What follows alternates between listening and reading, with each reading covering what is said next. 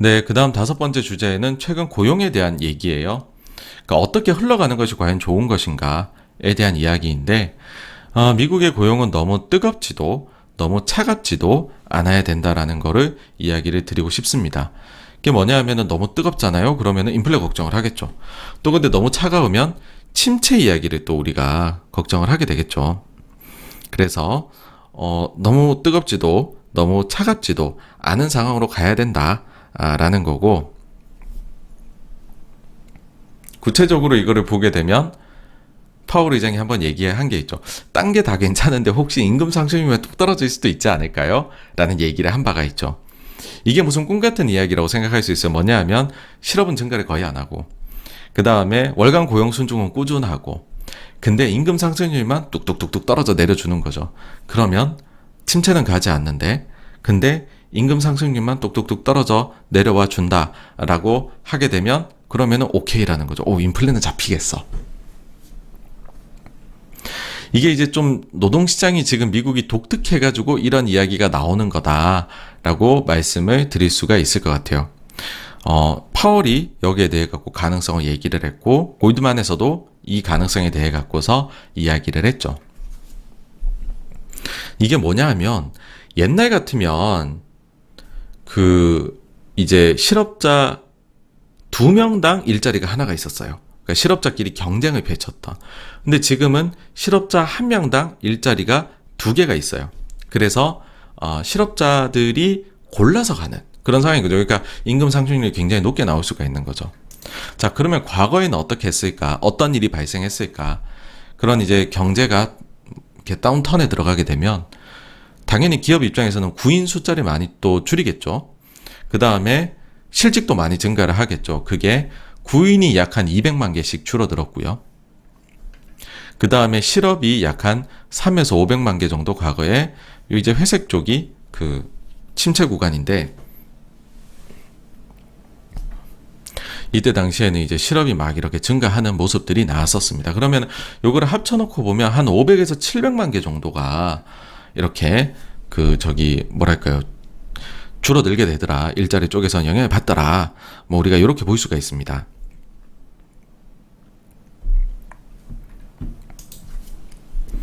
그러면은 이제 우리가 생각해 볼 게, 지금은 구인이 너무 많으니까 요 구인이 과거 평균적인 배율만큼 이게 한 0.6667 이렇게 나오거든요. 그 정도까지 내려가게 된다라고 하면 어떻게 될까? 그럼 지금 실업자가 600만 명이 약간 안 돼요. 그럼 거기에서 3분의 2니까 한 400만 명 정도 구인까지 내려갈 수 있다라는 거죠. 그러면은 구인 피크일 때가 여기 보시면 1200만 명 조금 넘었거든요. 근데 400만이면 여기서 얼마가 줄어듭니까? 800만 명이 감소를 하게 돼요. 그러면은 뭐야, 옛날에는 구인하고 실업자하고 합쳐보니까 5에서 700만 개 늘던데, 근데 구인에서만 800만 개가 감소할 수도 있겠구나. 와, 그럼 이것만으로도 끝나지 않을까라는, 어찌 보면 아주 신박한 논리가 나오는 겁니다. 이런 적은 없었는데 또 노동시장이 이런 적이 처음이니까 이럴 수도 있지 않을까라고 생각을 하는 거죠. 근데 그래도 실업자도 좀 늘겠지. 한 100만 정도로 볼까? 그렇게를 해버리게 되면 어떤 일이 나오느냐. 만약에 실업자가 100만 명이 여러분 증가를 하게 되면 실업률이 4.1%로 올라가게 됩니다. 지금 기준으로요. 그러면은 이번 사이클에서 최저일 때가 3.4였거든요. 100만 명이 증가하면 4.1이 돼요. 자, 여러분들도 잘 아시겠지만 뭐랄까요, 이 침체를 막 이렇게 우리가 예상해 볼 수 있는 여러 지표가 있지만 그 중에서 가장 설명력이 높은 거는 실업률이라고 잘 알고 계시잖아요. 그러니까 침체 구간에 실업률은 항상 증가를 하더라. 그럼 과거에 이제 평균적으로 침체에 들어가기 전에 제일 낮았던 실업률 대비해서 침체 기간에 실업률이 제일 높았던 기간을 비교를 해가지고 보게 되면 1950년 이후로는 얼마나 실업률이 증가하냐, 평균으로 따져보니까 한 3.66% 정도가 나오더라라는 겁니다. 그러면 여기 보세요. 3.4에서 4.1로 올라가는 거는 사실 이거는 침체라고 말하기는 어렵다라고 할 수 있는 거죠. 0.7%포인트만 올라간 거니까.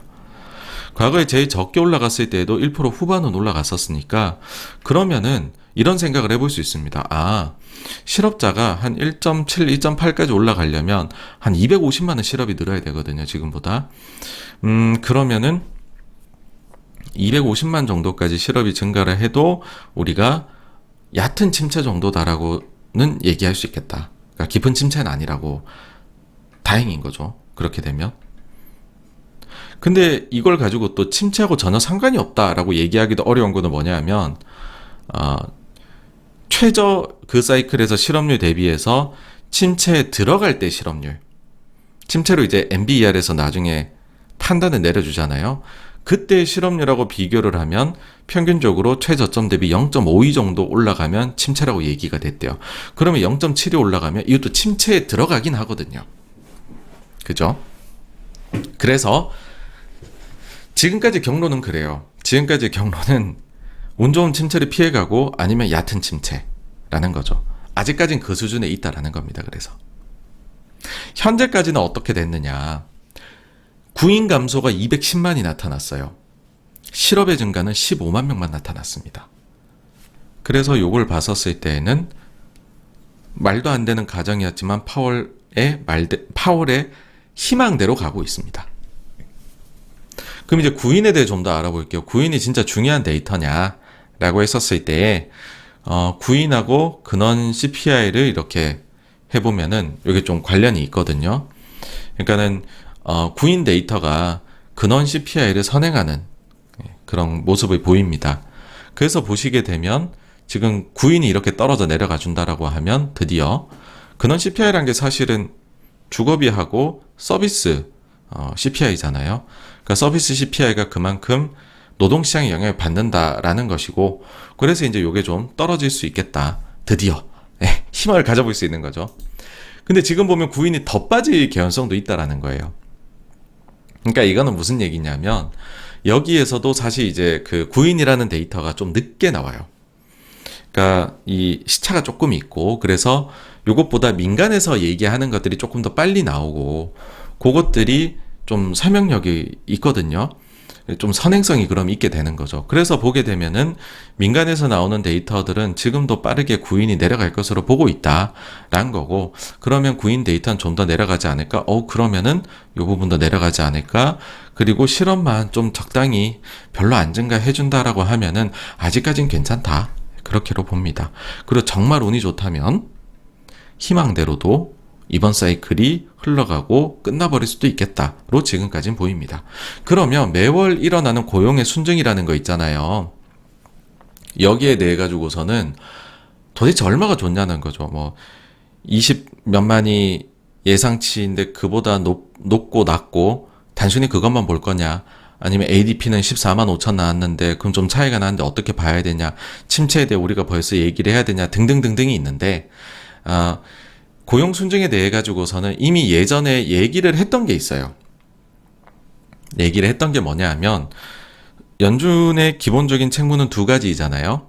물가라는 게 있고, 물가 안정, 그 다음에 고용이 안정, 두 가지인데 두 가지가 균형점이 맞아서 들어가는 그런 숫자가 어느 정도냐에 대해서 파월 의장이 이게 작년 11월 달에 브루킹스 연설에서 얘기를 했는데, 자기가 추정한 건 아니에요. 잘 빠져나가시는 분입니다, 이분은. 자, 많은 추정치들에 따르면은 매월 약 10만 개 정도면 본인들의 미국의 인구 추계치나 이런 걸 감안했었을 때 고용 순증으로 적당하다라는 거예요. 침체를 얘기할 수 있는 것도 아니고, 그렇다고 이거는 이제 인플레를 자극할 것도 아니다. 좋은 숫자다.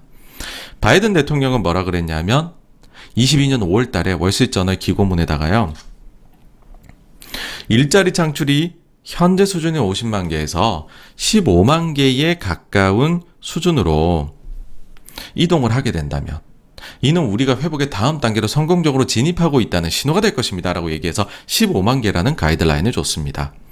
그래서 제가 이제 10에서 15만, 좀 더 범위를 넓히면 한 20만 정도까지가 괜찮은 숫자일 거다 라고 말씀을 드리는 거고, ADP 고용 순증은 14만 5천, 그 다음에 요번에 노동통계청에서 나온 월간 고용 순증은 23만 6천이 나왔다라는 거.